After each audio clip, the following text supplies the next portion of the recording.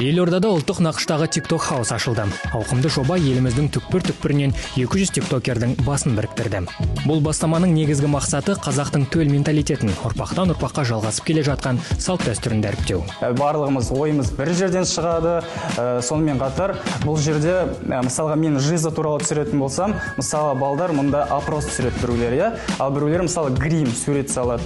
Сондықтан да біреулер мысалға музыка, өлеңге билейді. Сондықтан да осы әртүрлі бағытта түсіріп жатқан адамдар барлығымыз бірге қосылып, бір-бірімізден опыт жинап жатырмыз. Жоба қатысушылары 10 адамнан тұратын топтарға бөлініп бір-бірімен жарысады. Әр аптаның соңында әлеуметтік желіде ең көп қаралым жинаған жеңімпаздар анықталады.